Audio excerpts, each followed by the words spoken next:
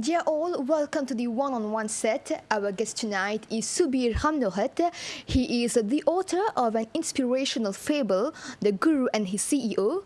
And tonight, during this episode of One-on-One, Subheer is going to share with us the purpose of writing this book and his journey as a writer. Subheer, thank you so much for joining us in the studio of the MBC. Thank you for inviting me, Coyol. It's always a pleasure to be back at MBC.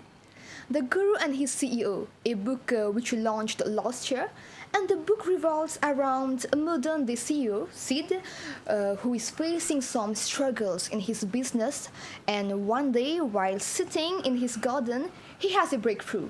He contemplates about the words that his guru had spoken to him many years back. Subheer, tell us more about this book. How did you decide to write about this novel? Okay, I never woke up one day and say, I'm going to write a book. It just doesn't happen like that. I don't know for other authors, but for me it was like, you just wake up and you want to write. But there was a story actually that inspires me. There was a master, if I can tell you a little story, there was a master who revealed the secret formula to, ultimate power to his disciple. And he said, if you put that into practice, that will give you, a lot of strength. And he said, but there is a catch here. You cannot go out and tell it to people. If once you do that, all the powers of the formula will fade. And then very next moment, this disciple went on top of the hill and shouted the secret formula. And his master came to him and said, what did you do? I told you not to tell anybody. And he said, what's the use of knowing something and not sharing it to the world when it can help people? And immediately he was, vested with all the powers that was supposed to gain through this formula. And that's what inspires me. You know something, what's the use of keeping it for yourself?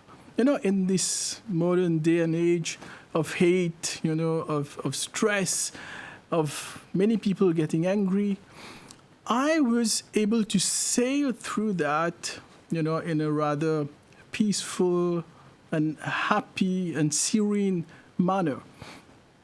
Through a life system, a mindset, and a way of life, let's put it like that. And that helped me go through life rather peacefully and happily. And there was a strong urge within me to go out and share that method to the world. And that's what, pushed me. It was stronger than me, I think, to put that on paper and share it to the world. And that's how the book was written. So creative writing wasn't something that you had since childhood. It's not a passion that you developed since childhood.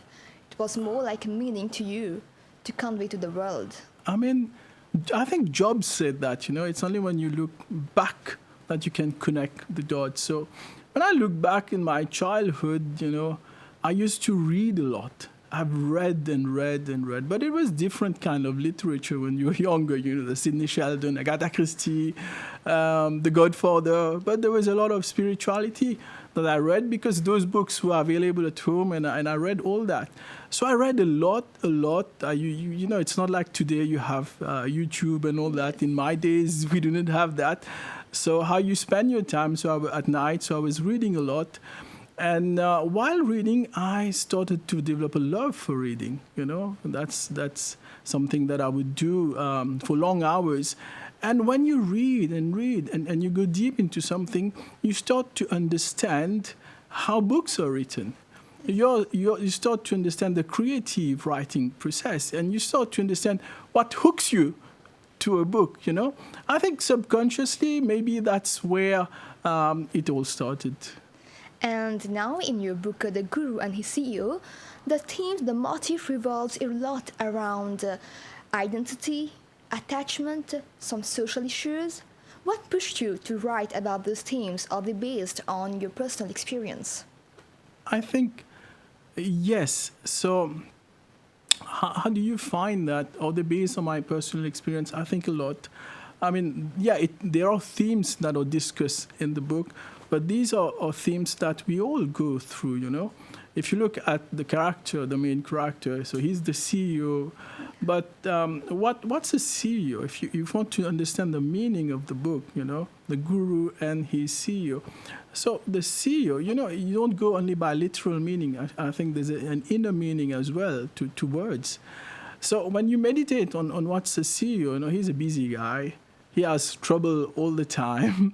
Someone wants to take his position, and he has problems. When he focuses too much on work, he has issues at home. When he focuses at home, you know, the work is going astray, and stress and busy. That's the typical life, you know, of a CEO. And then, you know, in all this mess, if we can call it that way, in all this mess, there's a higher wisdom, if you have access to that, can reshape your whole life. So who is the CEO? If you look by the characteristic, it's all of us, because all of us go through these issues in life. So then I started to study myself. It's a book about issues that people face. So these issues I face myself. For example, why do I worry? I read about it. And then I started to, you know, try to see if what I've read makes sense. For example, why do you worry? Where does these worrying thoughts come from? Worry is just a series of thoughts, negative thoughts. So where do they come from? So I sat down, I closed my eyes and went into a deep silence. And after reading, and then I understood myself that there are three causes from where these worrying thoughts were coming from. The first one are situations that are rather not in my control. I can't control them, or they're going in a way that I didn't want them. Circumstances. The second are people. Some I have influences. I can influence those people, and some people, you know, you can't control or influence them. They are cause of worry. So other people is the second cause. And the third is myself. My own thoughts, my own acts, my own words leads to worry. So I understood that. And then you also understand that what you can control and what you can't control. And if you focus on what you can control, that's all you can do. And in those circumstances, you do your best, and then you leave the rest to the universe to take care of. So having understood that, you know, contemplated on that, I then sat down and, you know, try to incorporate my experience, what I've lived, what I've understood and practiced in the book. That's how it came about. Okay. The book is also a lot, you know, in a very conversational style. So would you say that your aspiration as an author involves self-reflections between the reader and the poetic voice, which allows them to connect in a much better way to the stories that you've written? Yeah, very true. I like this question, because as an author, you want to speak to your reader, but they are not there. Yeah. So I love this conversational style, because then it feels like, you know, you're speaking to the person, because you just don't want to deliver information to the reader. You want to engage your reader, right? You want to hook your reader to the book. And what's better way than, you know, to having a two-way conversation with him or her? Yeah, and also the second part of the question is about self-reflection. I think it's something really, really, really important, because today what you hear is like, you know, believe in yourself, you know, believe in yourself. And I say doubt yourself. Yeah. Why doubt yourself? You know, whenever things go wrong, the first thing that I do is I check myself whether I am the cause of the issue. Self-critical. I mean, not really critical, but just being analytical about it, yes. Right? Maybe critical is a bit tough on me, but I just analyze, because we're human, we're not perfect, so maybe I'm the source of the issue. So that's where it starts when you want to solve a problem. So I sat down and I see whether the issue is with me. When I'm convinced that it's not with me, only then I go out and find the root cause of the problem. It starts with self-analysis, you know, introspection. Because imagine the other way around, you know. I'm someone who is not very good, a bit stupid or foolish, and I make a mistake, and I'm convinced, I believe in myself, that it's good, that's how it needs to be. Imagine the harm that I can go out and cause in the world, you know? And on top of that, I am foolish but motivated. Imagine what will happen. The damage I can do. Disaster. It's going to be a disaster, you see? So that's why it's important that you reflect on yourself. Not just go out and say, I believe in myself and, you know. To be aware. I think it's important to be aware of To be your aware. weakness, your strength, your mistakes, your Exactly. opportunities. Exactly. You're doing a SWOT of yourself. Let's go to that, you know. You see, there are things about you, Koyal, that you know, right? There are things about you that you don't know, but others know about you. Yes, of course. And there are things that others don't know about you, and you yourself don't know about you. Which That's we the need to know. unknown. Yeah. That's the unknown.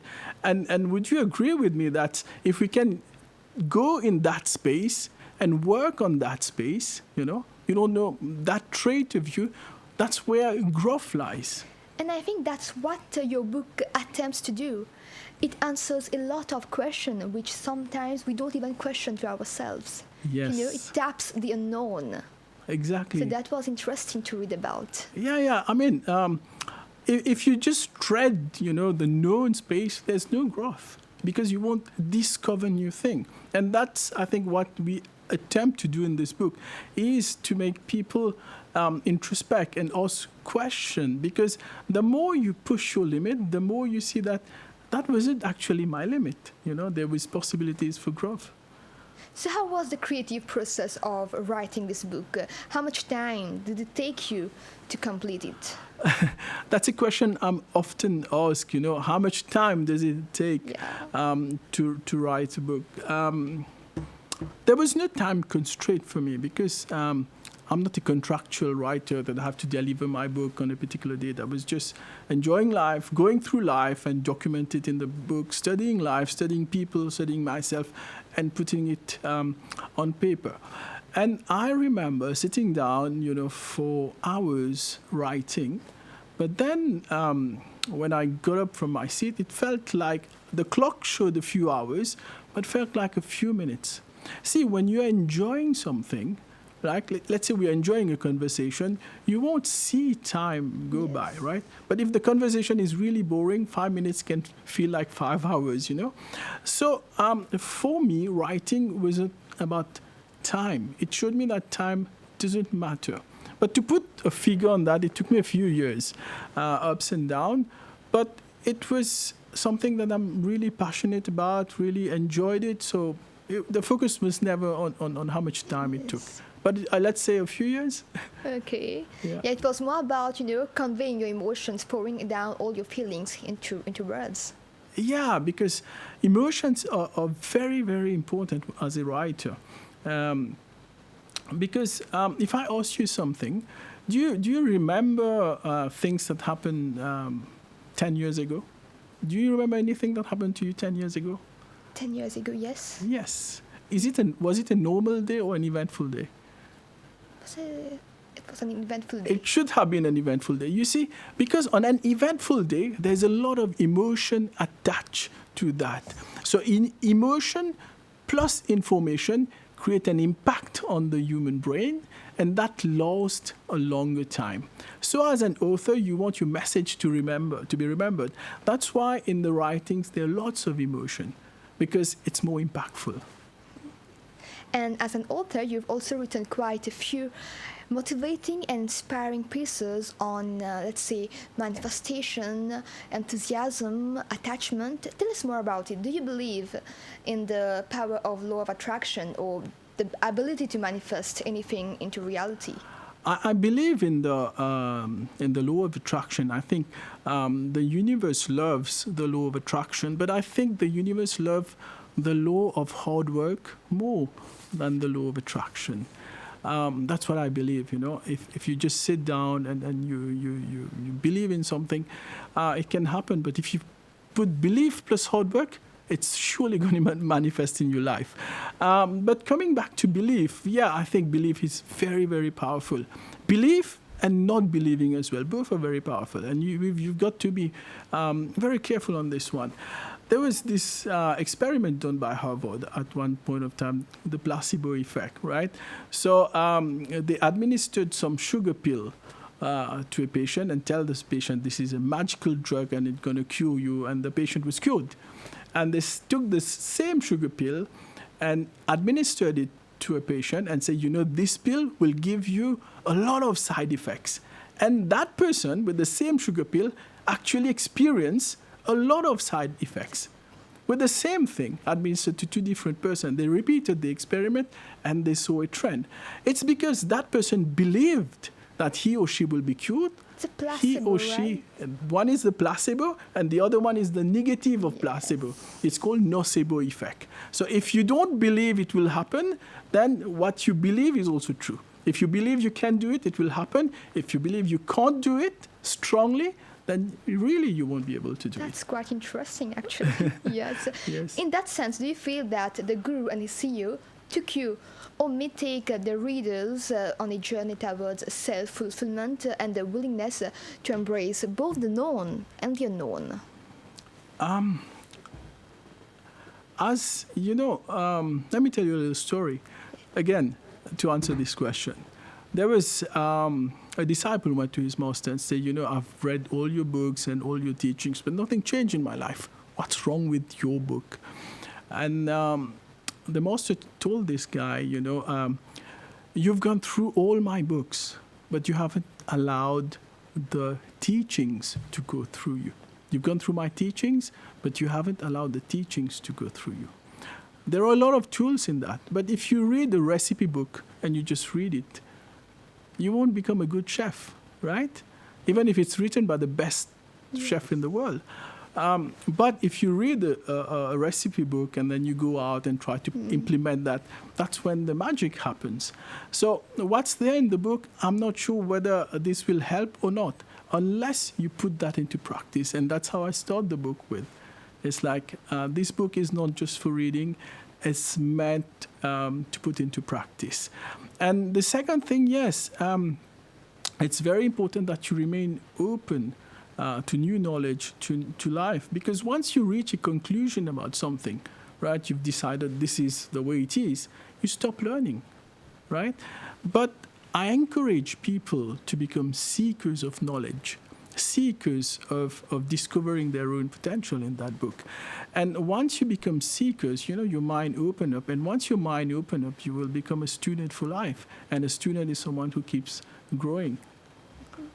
And the cover of your book as well is very captivating, and it's written on it, live your dreams and walk your values. Tell us more about it. So, I mean, the title is The Guru and His CEO, you know. So, and about the cover, so the cover was designed not by me, but by a designer. So it's a process, you know, of designing a book cover. So I sat with the designer, and she was a fantastic lady. And I explained to her the book, what the book is all about. But she hasn't read the book, but she understood the feelings behind the book. And if you look at the cover, it's very serene, it's very green. Yes. And the cover conveys the feelings and emotions that actually the book conveys. Right, so I know you shouldn't judge a book by its cover, but this book we can. This book you can, right? And for the little story, I'll tell you a little story, and that's going to be interesting.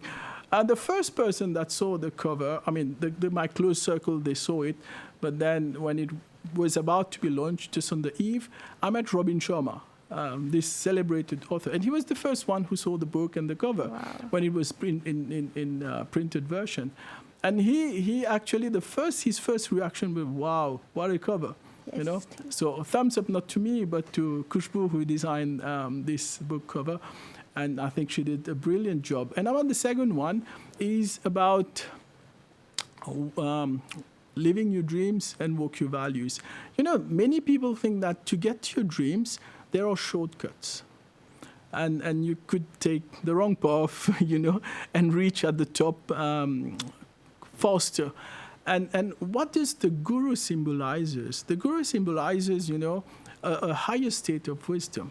But your guru, a real teacher, will never allow you to deviate from the right path. And the right path is a path of values. And these values don't change. you always need to, you always know that you have to speak the truth and never steal and do good things, be kind to people, be loving, do your work well. All these are values that stays, that was true 100 years ago and will be true in the next 200-300 years coming, right? So the guru is someone who will allow you, who would make sure that you reach your dream in life, but at the same time, you don't deviate from who you truly are. Like being true to yourself is really important, because you don't want to reach the top and find it an empty experience, You don't want to secure a huge contract of 10 million rupees, and when you reach home, your wife have left you, your home is empty. How does it feel? It feels empty. So while living your dreams, you also need to walk your values, because therein lies fulfillment. That's what I believe. So you must be conscious about the path that you are choosing, right? Absolutely, because then you would climb the mountain just to know. I know it's cliche, but it happens to so many people. Just to see at the end of the day you've climbed the wrong mountain. You don't want to do that. So as an author, how do you view the tight, intimate connection between language and emotion? I think we spoke about that. Emotion is very, very, very important, because when you just share facts with people, they reach a conclusion, they understand, but emotion reach their heart, and their heart, when you touch people's heart, that's where you can move people from here to act. So emotions are very, very important, and words are very powerful. It can evoke many emotions in people, and it can get you a job. It can make you win or lose an election. It can, make or break relationships. It can secure you a huge contract. It can sell your book. So words are very powerful, and what we do 85% of our time is we use words, we communicate. But not many people have studied how to use words effectively. So if you improve the way you use your words, you're actually improving 85% of your life. So improving your words and communication improves your life. Totally. You've also quoted quite a few authors in your books, some of whom I really admire. So who are your biggest influences when it comes to writing this book? My influence has been, obviously, there are many authors that I've been very lucky to have met over the last few years, some of the biggest names in the industry, and some great leaders who also write, CEO of BMW and all that. So Robin Sharma, I met Shiv Khera, I met, Philip Kotler. So I've had the chance, and I'm very grateful for that, of meeting some great authors. But and I respect all that they've taught me, and I've seen them live in action, and they've taught me how they write their books, their rituals, and but I've also met the common men and women, and they are also a source of inspiration. I've had walks in nature, and I've been inspired by nature. I've met my kids, and my kids taught me a lot of things. So inspiration is all around us. We just need to be open to that, have the eyes, the ears, and the mind, and the heart open to capture these emotions. There are good influences and there are bad influences.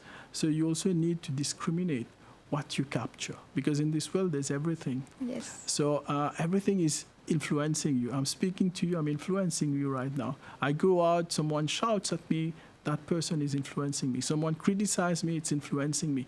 So everyone and everything is influencing us all the time. So we need to be open to that, and also to discriminate what actually you want to be influenced by. But did you actually have any particular read in your mind while writing that book, any particular audience? Or was it was to yourself you were writing?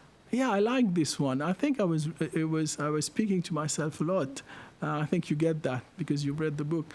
And then what is interesting is I never had an audience in mind because I was writing because I loved writing. I was writing because I had a message to share. And then obviously after that, there's an audience, looking for the right market to sell the book. But while writing, you don't have that. I didn't have that in mind. I had my message in mind, my values in mind, and why I wanted to share with the world. But then after the book was launched, and which comes with many challenges as a first-time author when you write the book, getting a publisher is not easy, and they want to change your story. They are not happy, and I said no. Let's do it the way I wanted to do it. So I went for self-publishing, which again has its own challenges and its own risk because there's huge investment with that. And then I self-published the book and launched the book. And I was really pleasantly surprised by the response from the people, because it was the first print was sold out within a month. And usually when you self-publish, you say to yourself, okay, you're never going to recoup the money. It's investment going down the drain. But it wasn't the case. And I must thank all the readers and all those who've appreciated the work. So a big thank you to you. And I've had responses from students, from university students, from professionals, from people from the media who has been very, very, very supportive, and from CEOs who've, I know, run meeting around the books, share it to the boardroom. So it's been, and friends, and obviously my family, wife and kids, so everyone is very, very supportive in the process. Yeah. We are actually drawing toward the end of this episode, but before that, Subheer, what's next now? Do you actually intend to write a novel, a short story? I keep writing. If you look at my page, you would see I'm always up to something, sharing something. I will write when the message is there to share to the world. I think I'm going to write more. It feels like that. But there are some other projects that are currently happening in my own personal life, which is keeping me quite busy for the next few months. But surely I'll be back with some creative piece in the near future. And any advice you would like to give to the audience watching us right now to encourage them to live their dreams and walk their values? To live your dreams and live your passion is not always possible, right? But if you're passionate about what you do, that's good enough. Because when people ask me, what do you do? I'm a teacher. But I've been so passionate about this leadership and self-development, which I've been teaching, And when you go deep and deep and deep and deep into something that you do and you really love what you do, that itself can turn into a passion. So if you can't do what you love what you do. And that's fulfilling. Do it with love, that's all. And be a good person. If you're a good person and you do things with love, you would surely rise in your career. And there won't be much competition as well in this field, believe me. Thank you so much, Subheer, for the wise words. It was such a delight to have you on the set tonight and learn more about your inspiring journey. Thank you, Kuriel. It's been a pleasure speaking to you as well. Dear viewers, we have now come to the end of this episode. Thank you for your time. We hope to catch you next week at the same time, same channel. Have a great evening.